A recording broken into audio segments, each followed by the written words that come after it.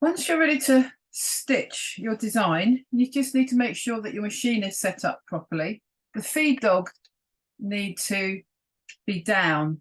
There will be some sort of switch or dial on your machine to make sure that these go down. You don't want anything to stop your work from moving smoothly. Some machines will have a plate that you put across here so that you can stitch smoothly. You'll need an embroidery or a darning foot like this. It's usually circular. This is an old Bernina 707, which I use for just about everything. It's fantastic. So you thread up your machine as normal. You've got a matching thread in the bobbin and on the top, just to make things easier for you. Then you slide your embroidery ring with your Solufleece onto your machine. It's important to have something here to rest your work on. Most machines will come with some kind of stand here. If you don't have a stand, then you can use a pile of books next to your machine, but it's really important that your embroidery ring is level and isn't going to tip, because that can cause your needle to snap. Okay, what you need is to be able to move your work smoothly from side to side on something that supports your work.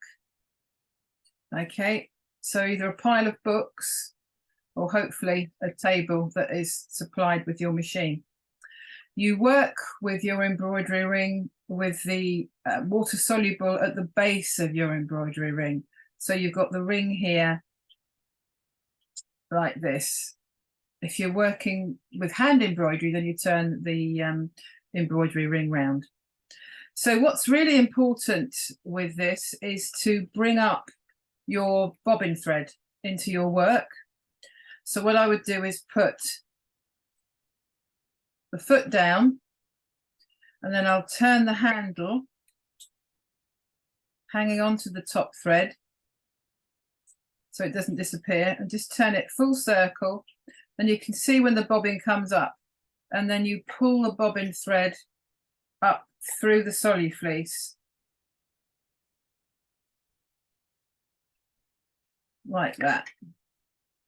Okay, and you hang on to both the threads, and then you move off. And if you've printed or sketched onto your Solufleece, then you move along to the lines. So I'm just checking that my foot is down. The feed dogs are not working now, so you have to move the work. If you don't move the work, it will stay still, and then your bobbin will get all clogged up, so it's really annoying. Whenever you're stitching, whatever you're doing, dressmaking or working with soluble or anything, always make sure, as I said, you're hanging on to the top threads, and then you slowly put your needle into your work. Never start your work without your needle in the work. If the needle isn't in the work, it's more than likely there isn't enough thread in the machine all the way through down to your needle for you to move off, and then it'll come unthreaded and it'll be very irritating. So we're going to move off now very gently. I get my foot on the pedal, and I'm going to very gently ease off. There we go.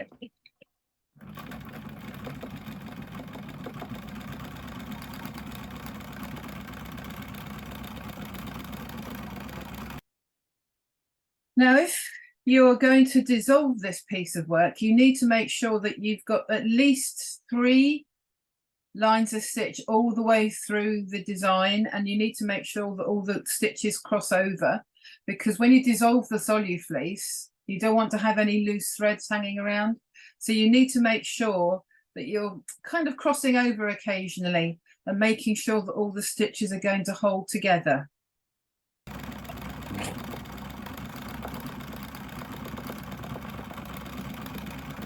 You can stitch the complete leaf, or you can just do an outline of the leaf, or maybe do both. The choice is yours.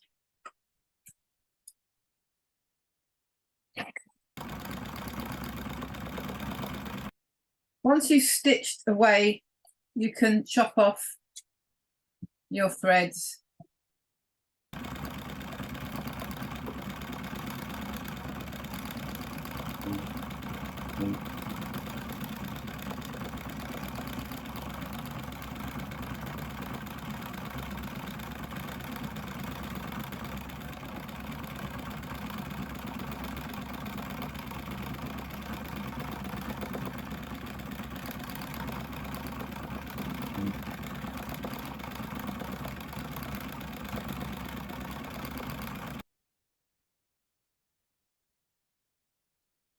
You can see this is coming along now. I've still got various bits and pieces to fill in here.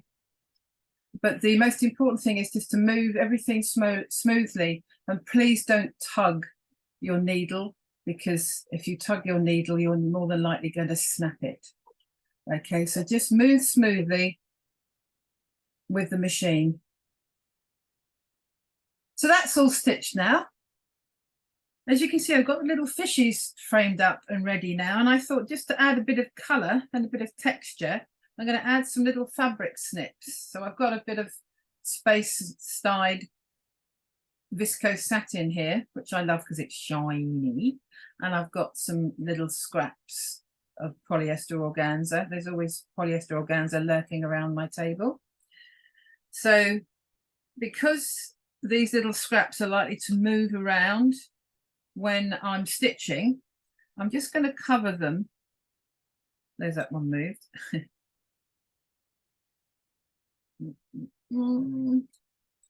I'm just going to cover them with a scrap piece of Solufleece that will just hold them in place while I'm working.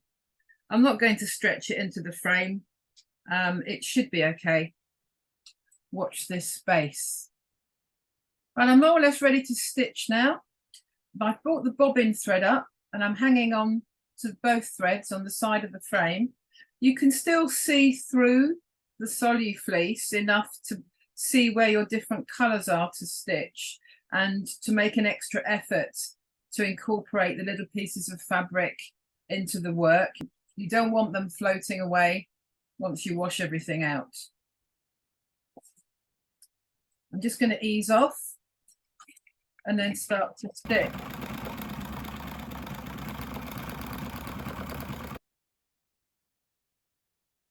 I've purposefully come straight to the edge because I want you to see that it is possible to work close to the edge of a ring.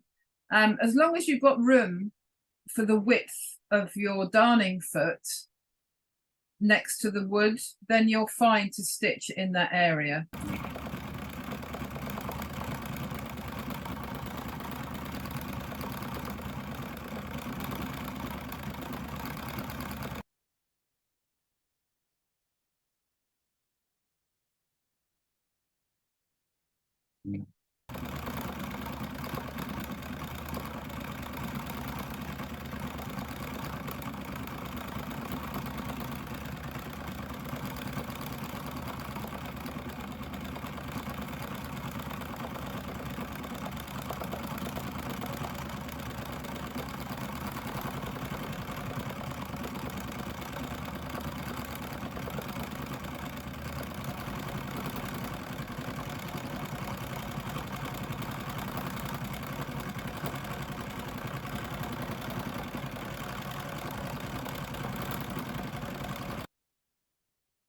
So you can see I've stitched through the two sections of water soluble.